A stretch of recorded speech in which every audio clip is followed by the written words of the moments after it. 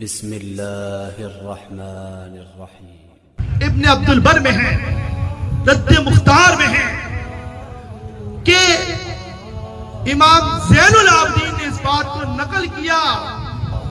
کہ امام نعمان بن ثابت ابو حنیفہ رحم اللہ کا یہ قول ہے اذا صح الحدیث فہو مذہبی،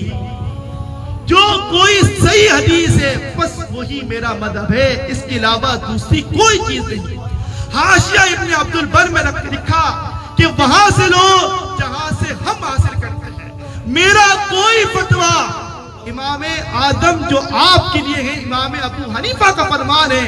میرا کوئی فتویٰ